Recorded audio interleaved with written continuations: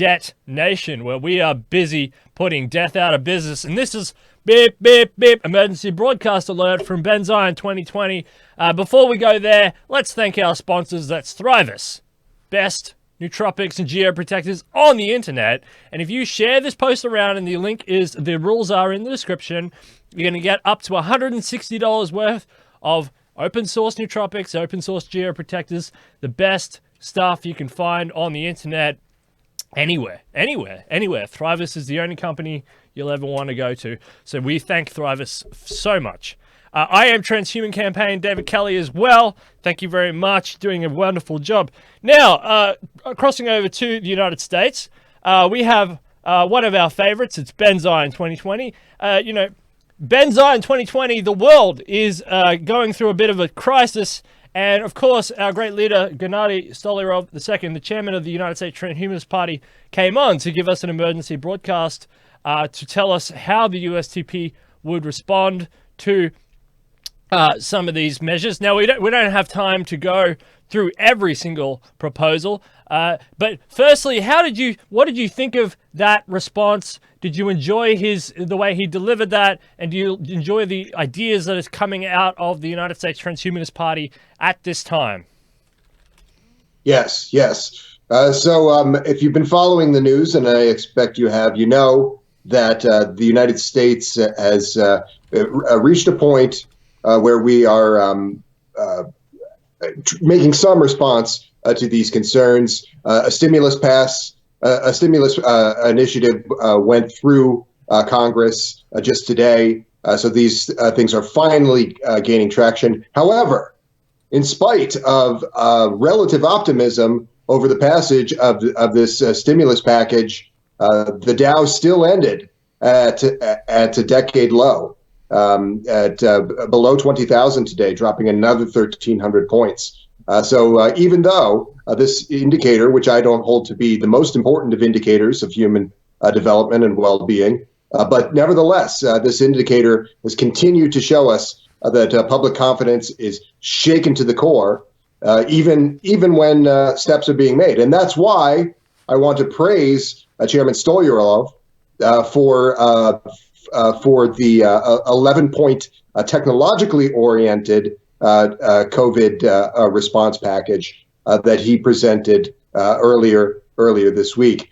Truly important ideas. These are the kind of ideas we need to be here for one another, and we need to reassure one another, but we also need solutions of a humane economic policy kind, like those suggested in this 11-point program, but also of a kind that is simply introducing new technologies and better uses to deal with these problems. And I had a lot of inboxes on the page, a lot of people saying, well, we're not hearing a lot from politicians in the White House or in our local governments, but these solutions, some of the solutions embedded in the United States Transhumanist Party are truly transformative and confidence restoring. These would restore confidence to markets, to medical experts and people in the medical field, to construction, to tourism. There is a lot here. We'll just go over highlights of a few of these points. We can't go over all of them for the sake of time because we have a lot of news to get through. But rapid construction of permanent hospitals. Yes. Rapid construction of permanent hospitals, Section E8A. The United States Transhumanist Party advocates for a rapid construction of hospitals to begin immediately throughout the United States, with one new hospital constructed for every 50,000 in a population. Rapid construction techniques pioneered in China during the COVID-19 outbreak should be utilized in the United States to build new hospitals every 10 days or less. However, unlike the rapid constructed Chinese hospitals, the new hospitals constructed in the United States should become permanent.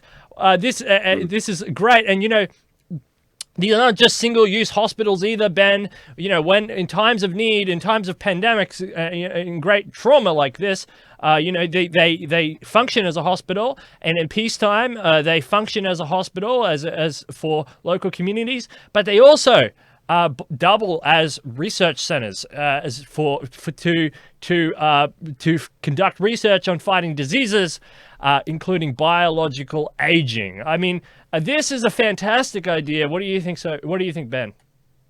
Yes, it speaks to a larger point that United States infrastructure spending and the status of infrastructure itself is at a 30-year low.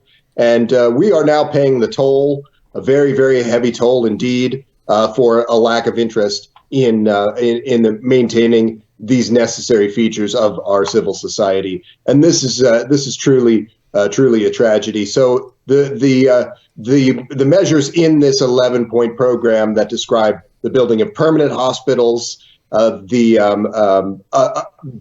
other things that are more logistical in nature, like dealing with these airport concerns, but also these other research initiatives that will help elevate us in this difficult time, and of course these economic policy and related concerns. I am proud of my party when I watched this program. That we had something that said that we should have mandatory free housing in this crisis. I believe that to be stably housed is a human right, and this is a right that has not been protected historically in this country or elsewhere. And we have a time at this pivotal moment in history where we can bring that into focus. Similarly, an emergency universal basic income that's described here to deal with the economic uncertainties of a society where almost everyone is now in a state of self-quarantine. We need to consider how this strengthens the economy even in better times as well. And this is again why I am pleased to see that the current administration has at least reversed so much of its hateful and destructive rhetoric on subjects of this kind. And it's sad that we should have to live through a tremendous set of global events of this kind in order to see that come to pass. But I do believe that we are quite literally on the verge of a tremendous reordering of society and of the economic order as well. Other concerns, we did mention these research-related initiatives. Micropayments for citizen science initiatives. This kind of culture and this kind of undertaking is central to the thinking of futurists, and also incredibly important, and something that's not considered by people in the mainstream. And this is why I'm a part of this organization, to see that these sorts of things become a bigger part of the public conversation. You continue. Sorry, Ben. I'll reflect. No, on please, something. please. Well, you mentioned so many good things here, Ben. Obviously, the permanent hospitals, really solidifies that infrastructure, wouldn't it? Per 50,000. And I just want to mention with the hospitals, people, is that these it says here in the document, once the new permanent hospitals have been established, United States Transhumanist-Party supports a mandate for these hospitals to remain open to patients and fully staffed in perpetuity, regardless of profitability or patient influx. So, Yes. hospitals becoming part of a normal infrastructural process outside of macroeconomic law, outside of macro business cycles, and there for any reason 24/7 to deal with any sort of demand fluctuations. And the chairman said there's some aspects of life that we shouldn't be messing with, and hospital infrastructure is one of these. And because they double as research centers, Yes. these people who are staffed in there, if the demand drops for patients because hopefully we start curing more diseases and we don't have pandemics and all that, they just switch to being researchers, and they can be multi-skilled and multifaceted as they shift from one side of the building to the other. I think this is a beautiful idea. You mentioned basic income, and you've been talking about basic income. I don't want to play down the basic income idea right now as helicopter money. I think that's a different discussion, but you've been talking about basic income a lot in terms of automation, in the fact that this is happening anyway. This is all at an accelerated rate, but this sort of job evisceration from society was technologically appropriated anyway, and that we have to have solutions like universal basic income earmarked for those sorts of sustained transitions. But now it's all hit us at once. Do you want to reflect on this idea of universal basic income, Ben, in the face of Mitt Romney, Andrew Yang, and other politicians in the United States, including Donald Trump, pondering and advocating for the idea? Yes. Well, there was a few days after Andrew Yang had left this presidential campaign I did have a chance to speak with him, but briefly, and I felt that I had a good measure of the man. So when I saw him leave this race and doing things that are not per se controversial, but maybe not entirely in keeping with the spirit of his campaign, like taking a job with CNN and endorsing Joe Biden, I was a little bit disheartened. But in more recent days, this solidifying of larger influence that he's undertaken does seem to be paying dividends. He has made a number of statements saying that he is advising the Trump administration about the stimulus package and about a basic income as it relates to that. He has said precisely the same thing about the Biden campaign.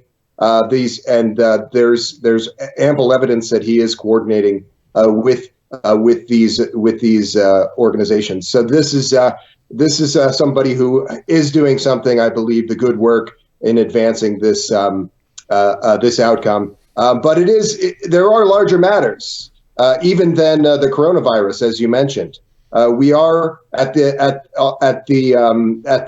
verge of a tremendous scenario, a full automation scenario.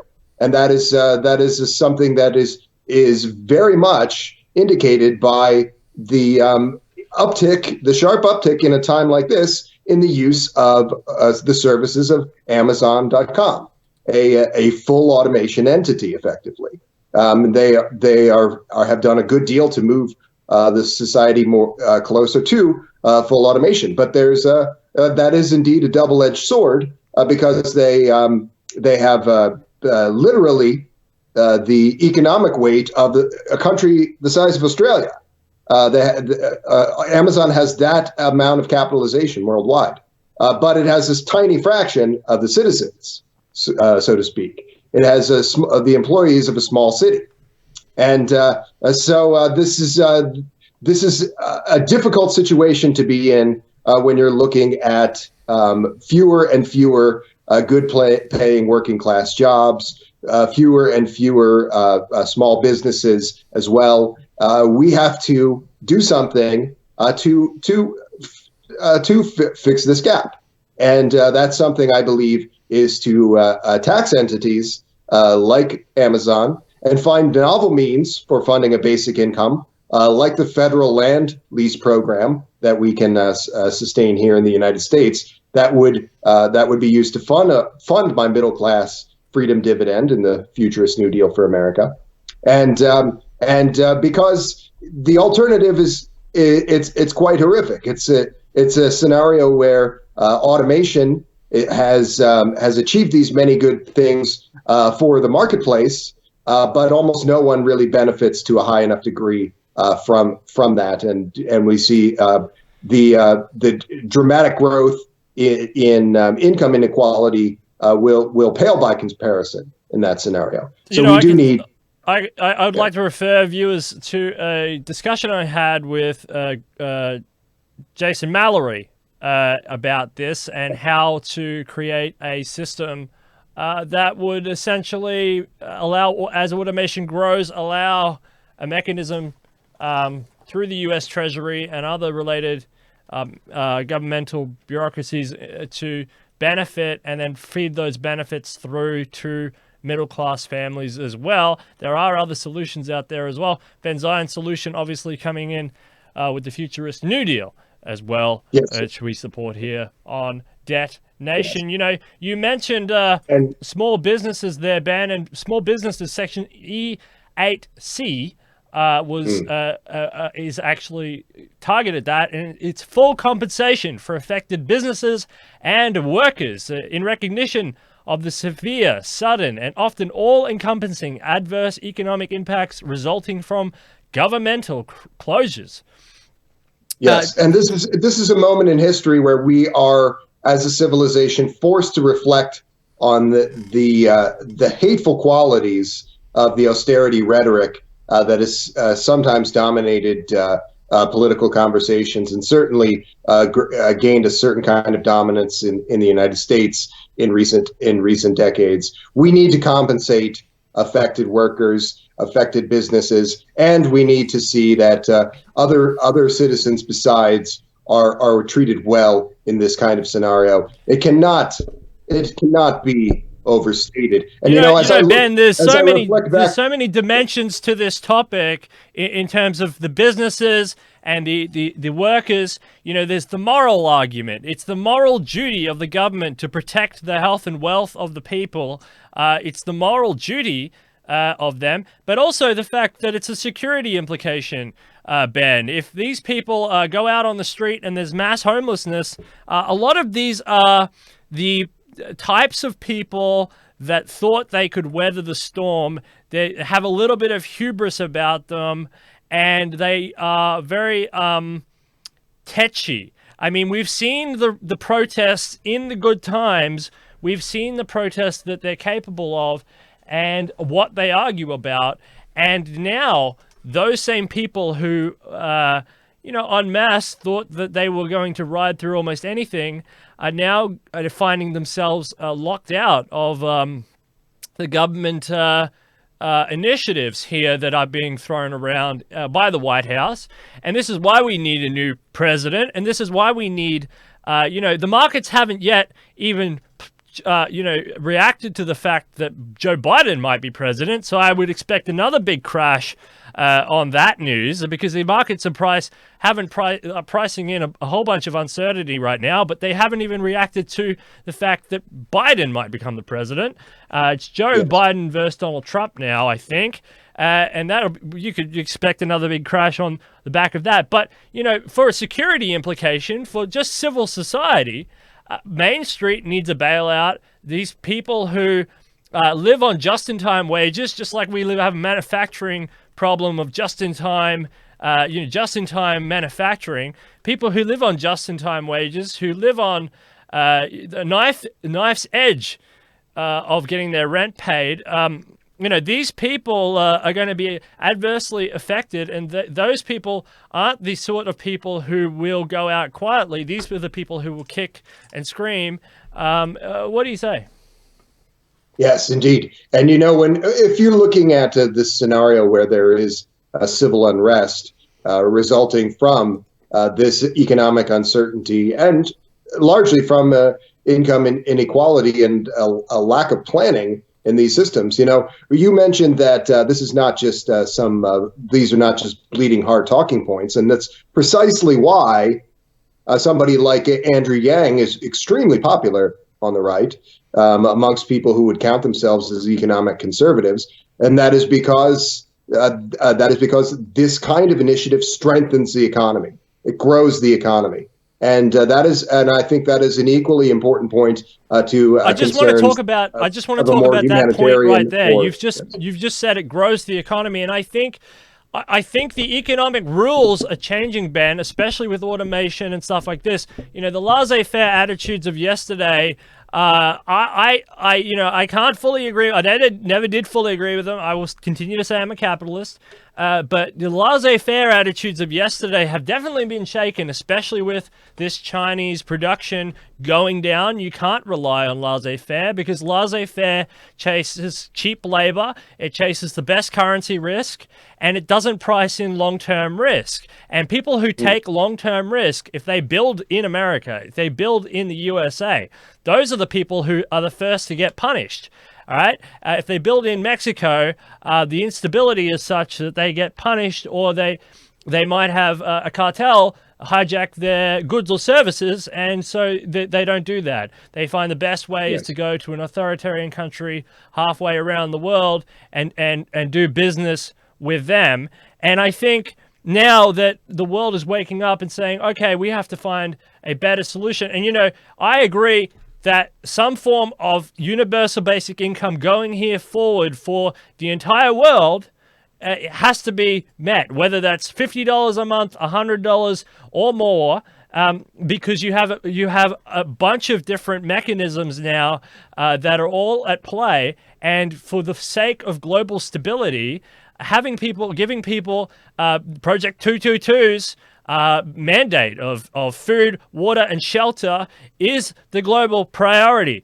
That's all people are demanding. No one wants TVs. No one wants iPhones. No one's in demand of cool new gadgets from Amazon or from the best gadget maker. No one wants these smartwatches or anything. Right now, it's about food, shelter, and water.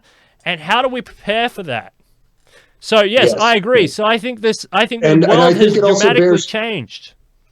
I think it bears repeating that we must pursue these basic needs. And among those basic needs is, of course, and this is something that was addressed in the 11-point plan that Chairman Stolyarov revealed earlier this week, a number of points that describe a need for public initiatives for public health. And, you know, I want to reiterate what you've said. I am also a capitalist, fundamentally, but there are areas where we do need to consider that the society must step in. In recent days, in the wake of these problems, in the wake of literally thousands and thousands of deaths in this same region, Spain has nationalized their private hospitals, and in an effort to better coordinate these things. And I am inclined to believe that if we in the United States truly believe in life, liberty, and the pursuit of happiness, we must facilitate that very life by these public health initiatives. We need a public health service. We need a public health service in this country today. We cannot continue to be playing catch up every time something like this happens. Had we had a public health service at the onset of this global concern, not only would we not be seeing the disruptions that we are seeing today, but we would have also, of course, had the emergency responses that the Trump administration gutted. He gutted the pandemic response. Basically, he gutted those things because he dislikes his predecessor, and this was something that his predecessor had set up. So basically, Trump has contributed to the deaths of many, many thousands of people out of a small-minded and jealous kind of impulse. And this is unconscionable. It's truly unconscionable. And in a scenario where we do fund research, and more importantly, we do maintain a public health service, we do not see situations like losing 60% of the value of the marketplace. We do not see situations where everyone is locked in their homes wondering if there's going to be an America tomorrow.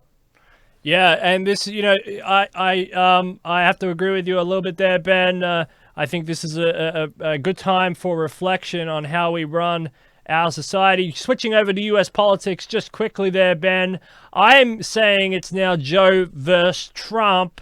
What are you saying? Are you saying the Democrats, do you think Bernie's going to fold to Joe Biden now? Or do you think Bernie Sanders is going to take this to the end? And do you think Trump is going to hold and he won't, resign or get impeached or something? And he's going to take this to the end as well in the presidential race. Just your quick update on the U.S. presidential election. There is a very real phenomena in recent days, and in the case of Joe Biden, recent weeks, where Trump and Biden, who are campaigning amidst this a large set of concerns about the disruption to the marketplace and to public health, amid these concerns, both of these candidates are running to the left of themselves. They have moved to the left on many issues. A stimulus package that includes payouts to individuals, this helicopter money that you mentioned. This is not something that Republicans would traditionally be entertaining under ordinary circumstances. Similar kinds of more reform-minded talking points in coming from the Biden campaign in recent days. So this shift, these people are basically telling you what you want to hear. This is precisely what Trump did in 2016. He says, "I'm going to drain the swamp." 1,000 times he says this: "I'm going to drain the swamp." And then when he's the president, he engages in inhumane economic policies and installs corporatists of the worst kind in positions of power, doing exactly the opposite of what he promised to do. So irrespective of whether this stimulus package goes through, you cannot trust people like this to have your best interests at heart. You must trust genuine reformers. And the Futurist New Deal for America and Ben Zion 2020 is precisely that set of reforms. So no, I would not say that this is a great moment in history that we have such problems of such scale and these sorts of people of the caliber of Biden and Trump are our only options. It's a horrible situation to be in. Switching over to, okay, so we've talked about the USTP news update. We've talked about the universal basic income. What do you think about the geopolitics right now of the world? What do you think about what's going on in China being shut down and slowly reopening? The Russia-Saudi oil war. Is it an oil war or is it a war against the dollar? And what do you think about what's happening in Europe? You can start on any front you want. Probably start with you. Let's start with China first and work around. Just, are you worried about China being shut off because they're slowly coming online now? What do you think about that?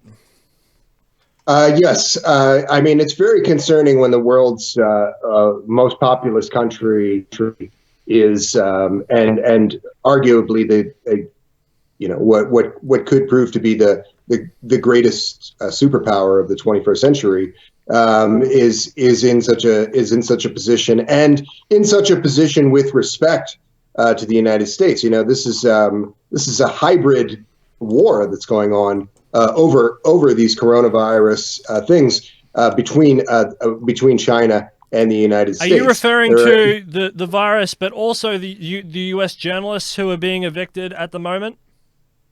Yes. There's an escalation of tensions. There's an escalation of the economic policies that have put the U.S. and China at cross purposes. There is a lot of rhetoric from both sides about the origin of the coronavirus, and there's a lot of geopolitical implications of these escalations. So this is a tremendously terrifying situation to be in with respect to China. We know that in some ways China is making a recovery. There's fewer diagnoses of coronavirus in that country than previous, and there's the deaths have plateaued as well. But there is an incredible amount of that is still concerning here in this U.S.-Chinese escalation of tensions and fallout from this global coronavirus problem. I would also you mentioned in Europe, as we speak, literally as we speak, the death toll in Italy has gone above the 3,000 mark from this outbreak. And this is not a poor country. This is not a country that has had woefully mishandled public health initiatives or approaches to public health, but nevertheless they have fallen victim in this scenario, and this has potentially seriously serious implications for also for geopolitical stability. The European Union is already at a point where a lot of institutions are being called into question, And this kind of event could seriously tip the balance of geopolitical stability as well. Well, So they had we to are. shut down the Schengen zone, which is something they said they would never do. The borders are all raised across the EU now. The currency is at risk. Lagarde saying we will do anything to defend the euro, which means this is a dollar war. This is a currency war in the world here, and America is winning the ugliness parade out of all of this. It's still maintaining its strength. I mean, it's being obliterated. They're all being obliterated down to zero. But in the short term, it is a currency war. The euro is cracking. The yuan is cracking. The Aussie dollar is dead. The ruble is collapsing. And the Saudi riyal, the whatever their currency, the riyal or something, that's doing terrible as well. So I think America is winning the ugliness parade on the currency war front. So I think they'll emerge from this. But what would you say about gold and silver though going forward? Because looks like we're coming up to a currency reset. Now, when currency resets happen, they're usually the most tumultuous times in human history. They always have been. They always are. And it looks like we're going back to gold and silver, or do you think we're going to go to a digital currency, something like a Bitcoin, but issued by a government? Or it's what not do an you either. think, It's not an either or proposition in terms of looking at these types of markets and their role on the world stage. Some of these things are in certain countries are apt to change rather significantly with the currencies being tied to gold and or silver. But of course, as techno-futurists, we want to see the growth into these new, more digitalized economic undertakings, and that's the most important thing. We've said on this show a few times. We've talked about how a black swan scenario is potentially changing the global order and the organization of the global economy, and this is that quintessential black swan scenario. This is the kind of thing that is a harbinger of new geopolitical alliances, of new economic institutions. And my feeling is that we must consider those changes and be open to those changes and do what we can to see that those changes are put to best use. So this is a tragedy. Many thousands of people have died, and many thousands of people will die. And the larger concern, arguably, the impact on the economy of people being isolated, of these other market effects that derive from all of these many concerns.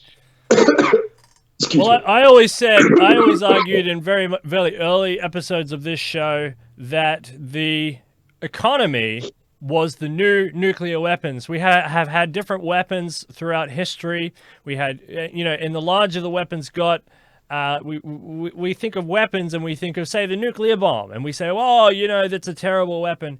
But the economy has become a nuclear type device. And what I am trying to work out with the PMI index in China is it a hand grenade, or is it an atomic nuke, or is it a hydrogen bomb, or what just happened in Wuhan?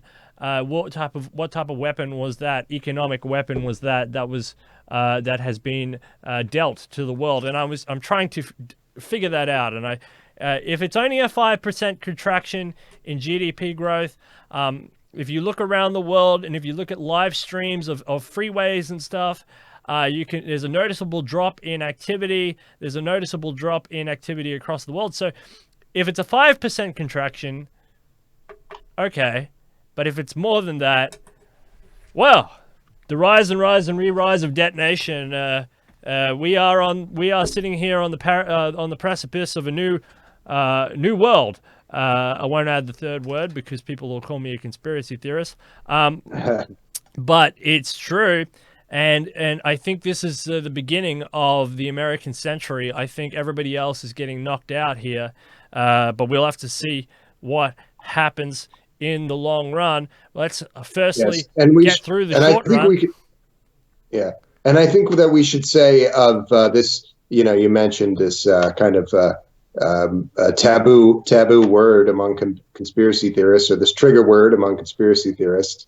And whatever this black swan event derives from, however it came to pass, and whatever mistakes were made, like I believe that President Trump is arguably will be remembered as one of the worst bumblers in history for the way that he set the stage for allowing something like this to come to pass. But whatever the cause is beyond that, there's an incredible amount of social engineering and psychological operations going on in from both private and state-based influence operations around the world at this time, and a fair amount of what you're seeing in your own news feed is influenced heavily by those influence operations. People need to recognize that this Do is you know the story of this Crassus? is kind of a Russiagate 2.0 scenario to a high degree. It's of course more complicated than that, but please. Do you know the story of Crassus Benzion 2020? Yes, I'm familiar. I'm familiar with this historical figure. You should start using that as a reference. I won't use it as a reference, but maybe you would like to play with that as a reference for Trump. Maybe that's the best suited reference for Trump. Yes, I'm not sure. Yes, I'm not going to say any more on that. We should consider that that a consolidation of material wealth and power is of little use to anyone if the entire civil society fractures and falls to pieces. That is a good point to be made. I think that we'll be out of this in 6 months, and I think life will start to look back to normal. I think Trump needs this to recover ASAP because he's got an election to win, and if he wants to not become Crassus, that might be a good strategy for him. Vaccines and drugs in the shorthand. What do you think, Benzion 2020? Yes. My futurist New Deal for America and its relationship to the United States Transhumanist-Party policy positions are both quite clear on this. We stand for the use of medicine in all relevant contexts, and that includes vaccinations. And we have to disregard those people who use every flimsy pretext to weaken our civil society by weakening these protections. These people are crackpots.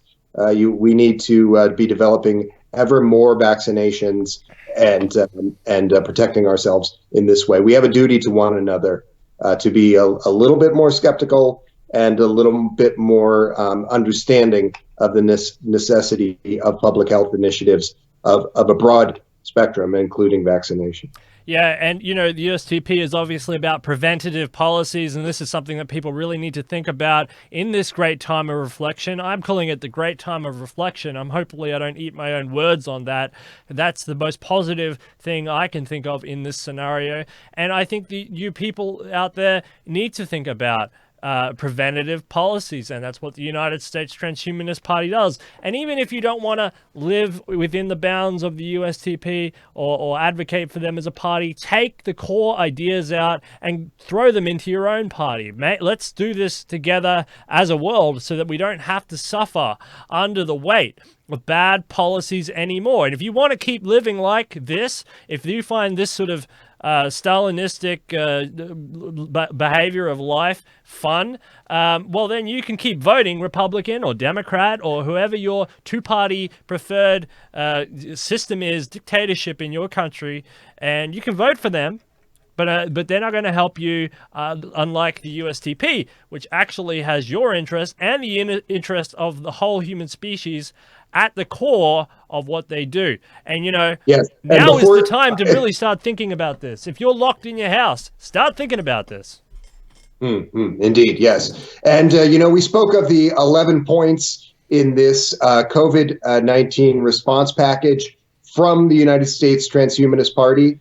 And I will say that one of those points we did not get a chance to discuss at as great of length, and I think that it is important. Citizen science.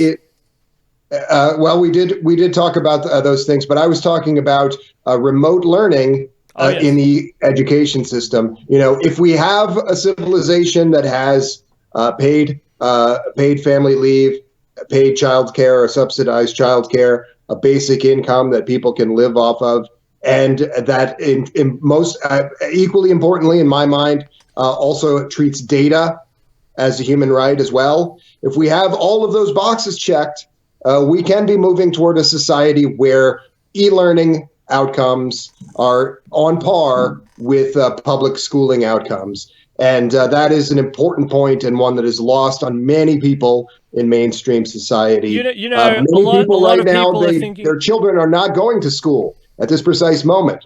Most of the schools, the world around, an awful lot of them are closed. And we need to use this opportunity, upsetting though it may be, to develop those remote learning and e-learning protocols. And most importantly in that is those economic elements. People need to be receiving a basic income. People need to be having these other things that contribute to their economic and social stability. Paid child care as necessary, and they need to have data being a right that is protected for them as the futurist New Deal states. And in that scenario, we can then allow our children to have a better class of education than they've really ever had in the form of remote learning. Yeah, and I was talking about with the chairman, with the chairman yesterday, and I think of it more as a mixed policy, as I usually do, Ben. You know me, I like mixed policies. I don't like too hard on the left or too hard on the right. I usually fall somewhere in the center right, just a little bit more free market-ish sort of thing. And, I don't mind schools, Ben. I think people need to go to school in a physical location. Humans are bonding machines. They're social It's not animals. a typified left-wing talking point that people that remote learning. It's something more specific, I think, to techno-futurists and independents. Yeah, sure. Sorry, go on. I think that humans are social animals. They do like bonding. They do need that for their mental health and other things. And I do agree with that. But also, why wouldn't you want more options? I always am about options. And what really annoyed me, and I heard this a lot. Ben, Zion, when the times were good. People used to complain to me about the amount of products on a supermarket shelf. And I used to hate hearing that because I've seen the pictures in history when the supermarket shelves go empty and go dry. And then here's these people complaining that you've got 4 types of yogurts and you got to pick one. Now they're eating their own words when there's no types of yogurts. This is the disgusting behavior, and they say the same thing with this VR stuff. Why would you want to invest in VR? It's just another option, just another thing for me to think of.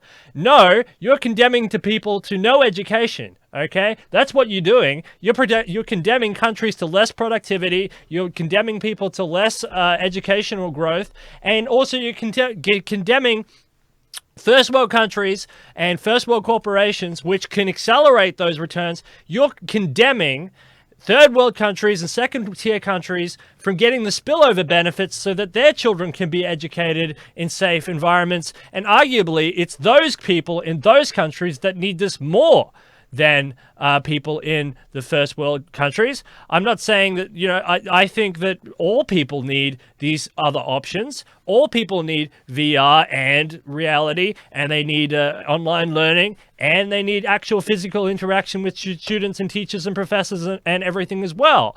But Yes. a mixed policy option is usually the best. But if you say, no, can't have that, well, then you're the idiot who's now condemning children to a starvation, an education starvation. And in third world countries, you're condemning them to not even knowing how to read or write or do math. And so those people are more confused than ever before. They're getting more confused and they're losing at the wrong time. We need those people to grow up and to know about climate change and to know about emerging technologies and to know about geopolitics. And we need to know about political rights and their rights as humans and how to mitigate existential crises. But you're condemning them to not being able to access those resources, those educational resources. So those people out there who argue, we can't do this because it's too techno-future-y, you people are idiots. Get off my channel.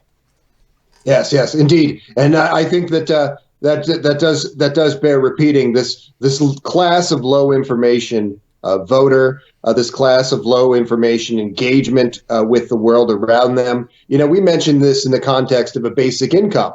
How a basic income is quite popular amongst economically conservative intellectuals because it grows the economy. In a word, it provides a great many values and benefits. And this is sometimes a thing that's lost on people in this larger context of what you've just described. It's another blind spot that far too many people have. Technological progress, the advancement of a greater efficiency of digitalization, and all of these things. It is a better world. And Ben, something we haven't mentioned yet, which I know you know a lot about. You must be willing to embrace that. And Ben, something we haven't mentioned yet, which I know you know a lot about, is something like blockchain technology. I mean, it's so simple, blockchain technology. And the reason the big powerful elites and the reason the big corporations and nobody's talking about blockchain technology is because it would hold people to account. They can't just fiddle books. They would actually I'm glad you brought that up. I'm glad you brought that up, Steele, because as soon as this broadcast concludes, I am going to be joining a strategy session with leaders of the Libertarian Party to discuss some of the matters that we discussed in our debate a few days ago. That is this idea that direct digital democracy and digitalization initiatives more generally are strongly support the kinds of things that libertarians want. And they set the stage for a civilization that is increasingly a libertarian one. And this is something that the rank and file, historically, the rank and file of the Libertarian Party with the Mises folks and so forth, have not always emphasized to nearly a high enough degree. They've tended to emphasize talking points that are wholly counterproductive to my mind. And that is why I wanted to emphasize in that debate that the progressive techno-libertarian is the best friend that the libertarian could possibly have. And that is precisely what we are going to be discussing in this strategy session a little later tonight. Well, Ben, my own ideological journey, I supported Ron Paul in 2008 for president. I supported him again over Mitt Romney.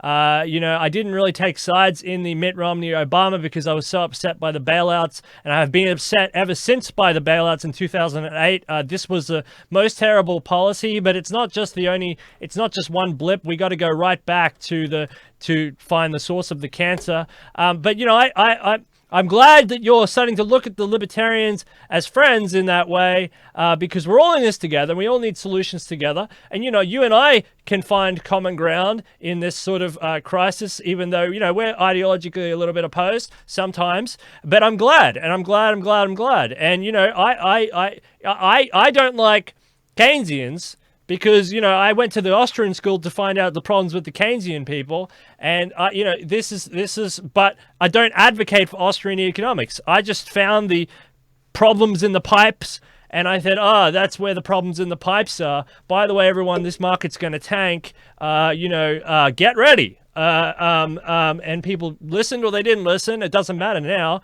And it's all here. And, it's a global event. I mean, this is bigger than I ever thought. Black Swan, obviously, we anticipated it, but it's a black swan, right? So you can't anticipate it by definition. But this exposed every single thing that we've been talking about, every single problem, and we have all the solutions on here on this channel. And the solutions are across party lines, across ideological lines, across talking points, across personalities.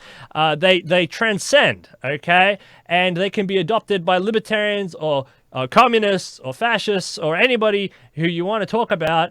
These solutions are universal solutions to global problems that need to be implemented and implemented soon. And, we're not saying that our solutions are the 100% correct, but we're also saying that our solutions are marginally better, if not a lot better in most cases, than the solutions being offered by the powers that be. Why is that?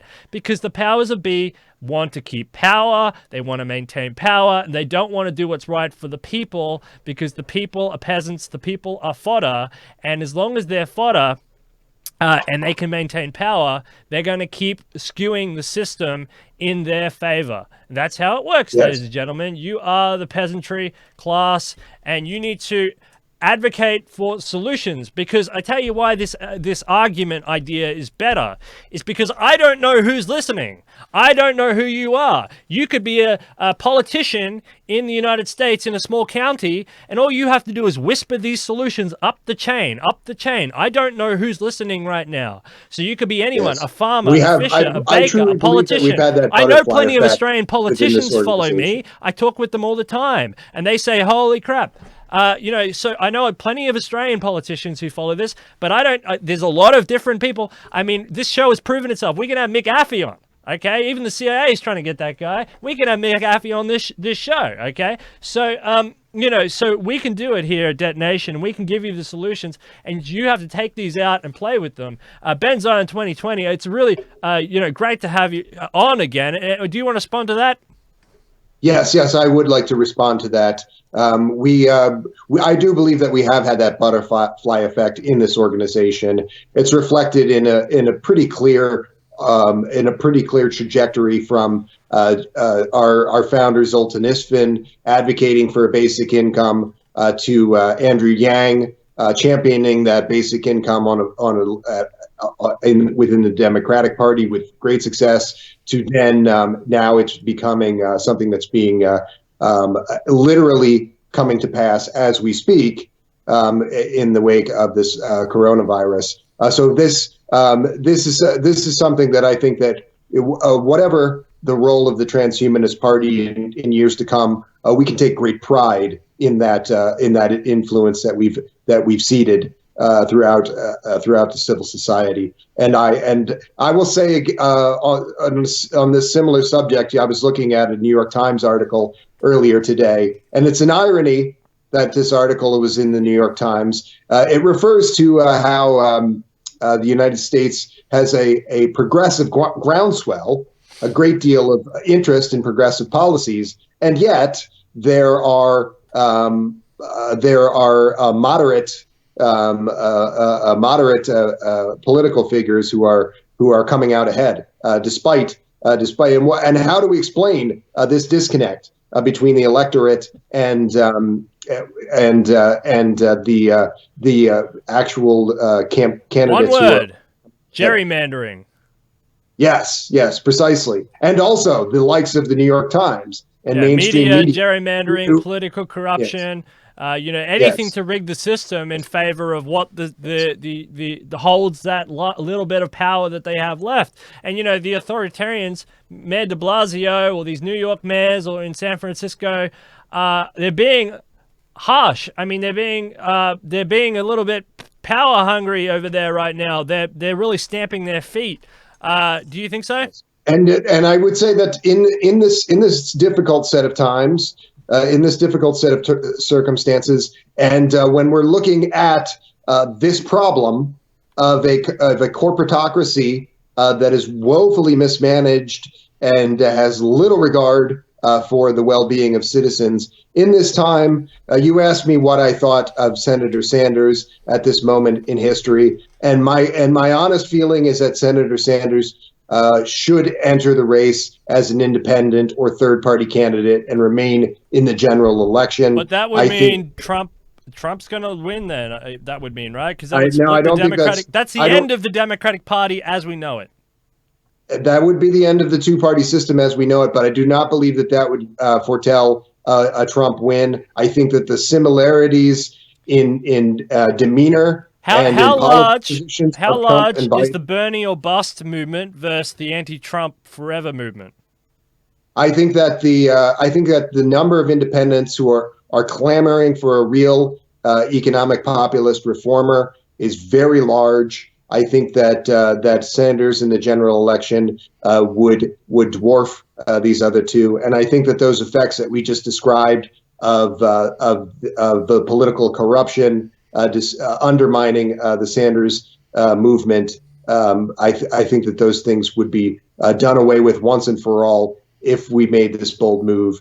And also, I think as third parties, we should stand with this kind of move toward a coalition government and move away from this hideous, truly hideous duopoly system that creates incredible barriers to entry of the kind that this campaign has seen in terms of ballot access, and every campaign on the history of the planet that doesn't have a D or an R in big letters next to its name has seen.